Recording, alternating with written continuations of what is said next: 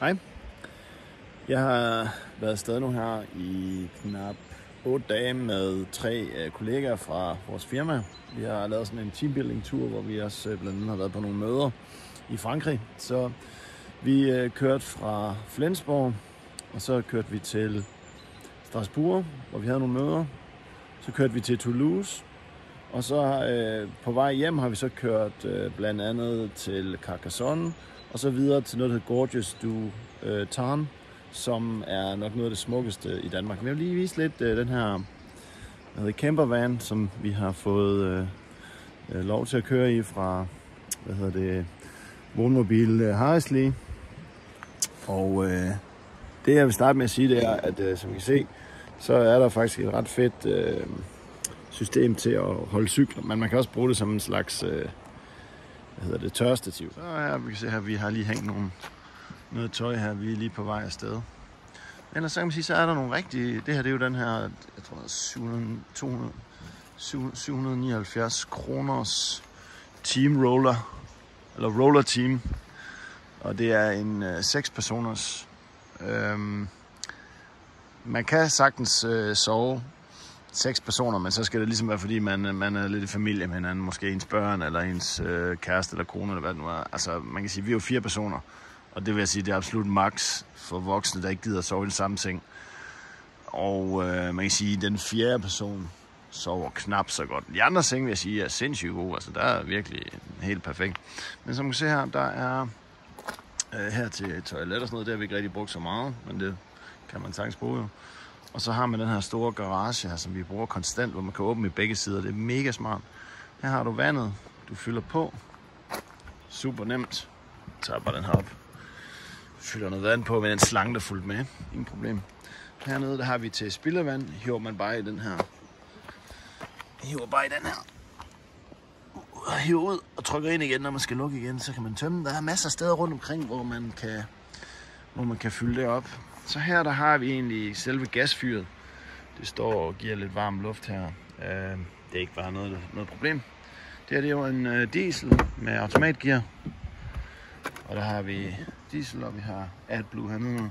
Super nemt, ingen problem. Har fungeret perfekt. Håndbremsen lidt speciel, ingen problem. Hiver op, man skal så bare lige huske det, men det påminder en, hvis man har glemt at trække håndbremsen. Så det fungerer også helt optimalt.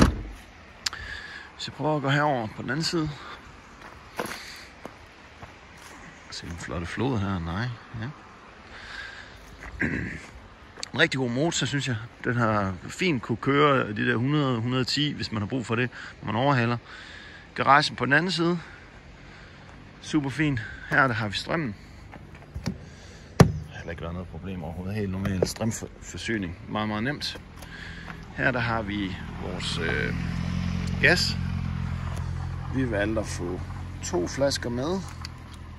Men jeg tror helt ærligt, hvis man er under 10 dage, så tror jeg faktisk ikke, at det er nødvendigt at have. Vi prøver så her. Du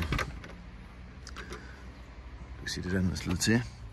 Det er dejligt nemt. Hvis man vil lukke den, så er det bare med uret. Og hvis man vil åbne, så er det mod uret. Det kan man tydeligt mærke, den er så tændt lige nu, ikke? Så det har heller ikke været noget problem. Det fungerede fint.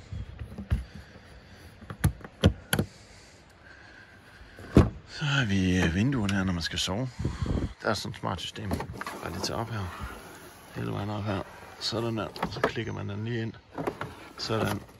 Så spiller det. Og på samme måde er der sådan et træk-op system her. Og man bare lige kan trække op her. Og så er man også good to go her. Så det har været helt perfekt.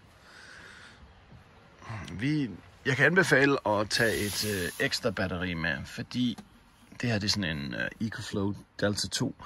Det smarte ved det der, uanset hvor man er hen, så har man altid strøm, og så er man ikke hvad skal man sige, tvunget til at tappe noget fra batteriet på bilen. Man kan sige, når bilen ikke er sluttet til strøm, så har man ikke mulighed for at køre 220 volt. Der kan man kun køre 12 volt, og det giver selvfølgelig nogle begrænsninger.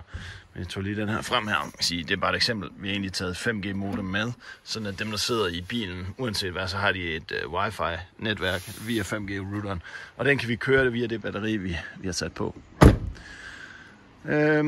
Ja, og det er sådan set stort set det. Når jeg glemte lige at nævne markisen. Markisen Vi har ikke brugt den mega meget, men det er udelukkende fordi, at vi har haft sådan lidt travlt, så vi har ikke rigtig ville slå den ud for meget. Men vi gjorde det her lige i går, fungerede perfekt. Vi kunne sidde ude under den, hygge os om aftenen til sent om aftenen, og så kørte vi den så ind. Men det fungerede også rigtig fedt. Så det er super.